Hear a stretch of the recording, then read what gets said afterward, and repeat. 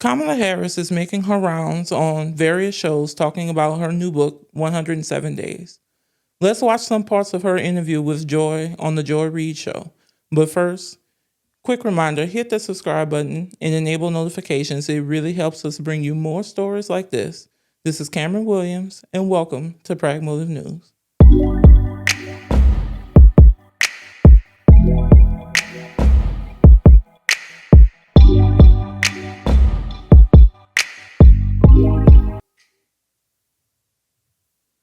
And, one of the other themes I think that goes through this book that struck me, and it's interesting, it struck me in the same way that when I read Prince Harry's book, it struck me. This question of loyalty. Yeah. And loyalty that sometimes doesn't feel like it's returned. This theme for me kept coming up as I'm reading the book. So I want to take you back to the debate, the Biden debate that we all lived through and we watched. And I think people were shocked by his performance. Afterwards, you came on with us at MSNBC. You went on CNN, and you were a loyal soldier. You defended his ability to be president. You were defensive of him. That loyalty to me, in reading this book, you seem to be unpacking that it was not returned, that you did not receive the same loyalty from Biden world that you gave. You talk about Jill Biden not seeming to forgive you for an answer you gave authentically about your experience with busing, about you constantly having your loyalty challenged, about even your husband being asked, "Are you all loyal?" And that weird phone call from President Biden before your debate. When you unpack the results of this election, do you feel that your loyalty to the president was returned? And do you feel that your loyalty to a fault cost you the election? This book is not about Joe Biden. It's actually not about my vice presidency. Where and when I talk about it is to contextualize the 107 days. This book really is about, think about this, Joy. One of the reasons I wrote this book, it was a historic race. Some have said to me, and I think it's right, I intend it, it really reads as a political thriller that is nonfiction. A president of the United States running for re-election, 3.5 months from the election, decides not to run. The sitting vice president takes up the race against a former president of the United States with 107 days to go. And that's what the book is about. It's about what that experience was. It was an experience of meeting extraordinary people from around our country, in all different places, people coming to our events from all different walks of life, seeing themselves in each other.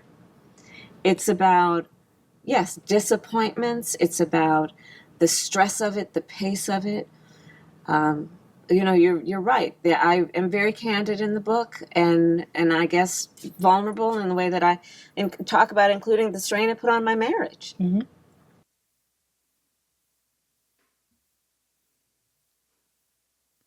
I always felt that the Biden White House didn't really appreciate Kamala or let her shine enough.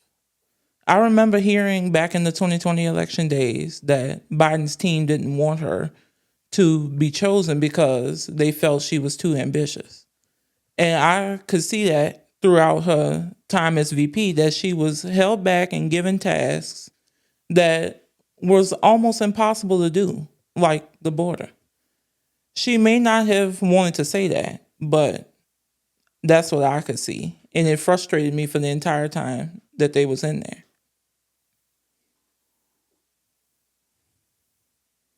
The reason I think that people are going to focus on some of the truths that you tell about your relationship with Biden world, with the White House, even though you're right, it's not about him. It's not. And it's not about Jill Biden or any of that. No. But in a world in which you are allowed to shine, which is why I compared it to the Prince Harry book, in a world in which the idea that is if you shine as vice president, he is dimmed. In a world in which if your accomplishments are elevated, it somehow is seen as diminishing his accomplishments. That makes that 107 days harder. In a world in which you were allowed to shine throughout that previous 3.5 years, the 107 days gets easier. So that's the piece I think that people are going to confront, that you were held back as vice president and he didn't seem to have the loyalty of the White House. The point that I can't emphasize enough, and it was part of the frustration, frankly, during the 107 days, I wasn't running against Joe Biden. I was running against Donald Trump. And when I think about, in particular, what is most important about what I share of those days and my experience, one of them is understanding that in a race where the seated vice president was running against a former president who had been running for 10 years, since 2015 when he came down that escalator. And when I reflect on those 107 days and everything that we knew and highlighted about what Donald Trump was saying, both the promises that he made to so many people and did not keep, such as bringing down the cost of food or anything else, to the promises that he made that he did keep if it inured to his personal benefit, including weaponizing the Department of Justice, silencing the media, militarizing the streets of America. Those are part of what I hope people take away in terms of remembering that they told us what they were going to do. And we've got to hear them when they speak and understand the elections coming up in the midterms or beyond. We better pay attention to what those 107 days taught us about where things are headed. That's my problem with the lesser of two evils crowd. They decided to either stay home or vote for Donald Trump because they only cared about lowering costs, but didn't think nothing of what Donnie Boy would be doing as president of the United States again and what that would mean for the country. And they didn't listen to the crazy shit he was saying, nor did they listen to what Kamala was planning to do. So now they either don't want to admit that they were wrong, or they are acting surprised that people are getting deported, or that he didn't care about the cost of groceries like they thought he did. Plus, I don't understand why anyone would have voted for Trump because of Gaza, like he was going to actually help Gaza. And MVP won't say it, but I will. She told y'all so. And what makes it worse is that Trump told y'all too. And y'all still went and did it. Another issue where I think that was the same sort of issue is that, you talk a lot about these protests that would happen when you were in these rallies that were otherwise incredibly joyful. You would get these protesters who were pro-Palestinian protesters. You talked about reacting to them. But if you want Donald Trump to win, then say that, otherwise I'm speaking. You had one line about the convention decision not to put a Palestinian American journalist on stage.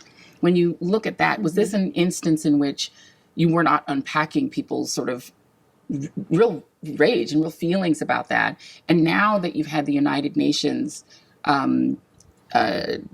organization confirm that it is a genocide, that Israel is committing genocide, do you go back and relook at your reaction to those protests and to not putting that person on stage?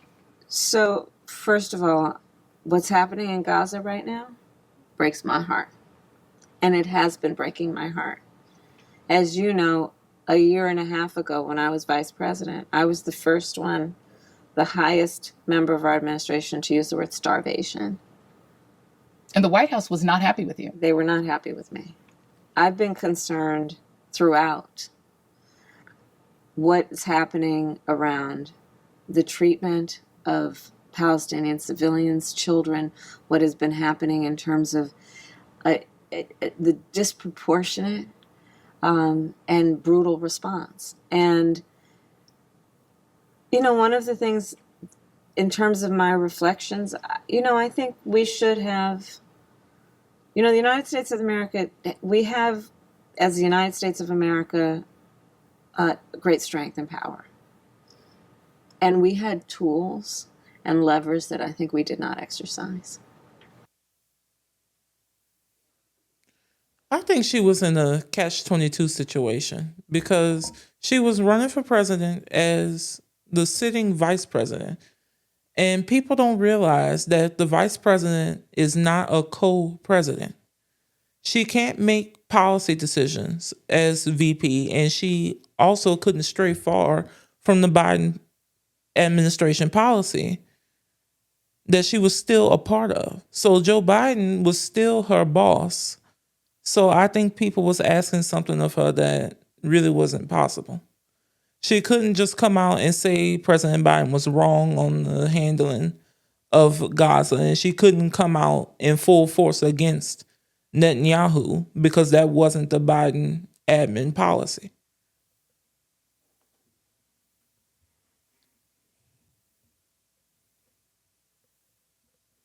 Okay, final question. All right, I'm going to read Lord. a little bit. I'm going to go right to the end here in my very, very much marked up book. Then I'm going to go to page 299. I'm going to go really fast.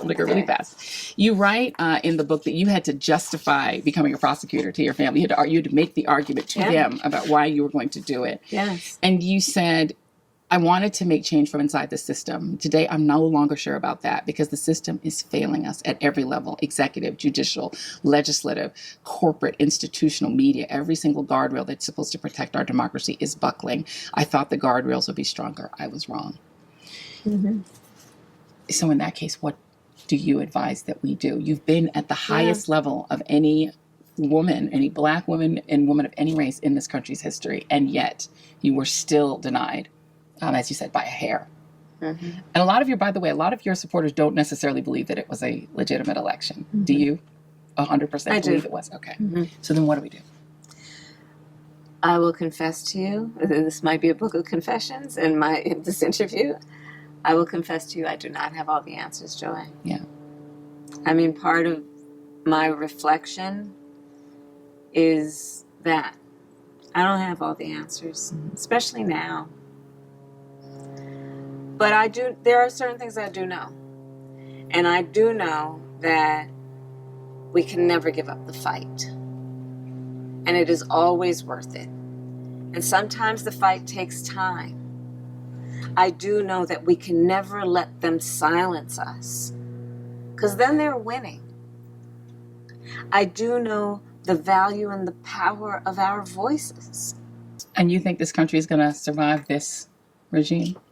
Only if we fight for the country we love. And listen, that's another piece of this, which is I really want to remind people of the light that is in each of us, even in these moments of darkness, especially in these moments of darkness. We have to remember nobody gives us our light. It's ours. So let's see it in ourselves. Let's see it in each other. It may be a little flicker right now because they're certainly trying to dim it. But don't let them extinguish our light. Right? Yeah. Who we could have had. But she is right. We shouldn't give up. We have to fight because with what Trump is doing, we're not going to have a country if we do nothing. So that's all for now. Like, comment, subscribe, and follow at Pragmotiv News everywhere to stay pragmotivated. Also, remember you can find us across major platforms like Spotify, Apple Podcasts, Audible, and iHeartRadio, so that you can listen to us even when we're on the go, even when you're on the go. So head on over there now and follow us and leave a review. It really helps us out. Until next time, peace.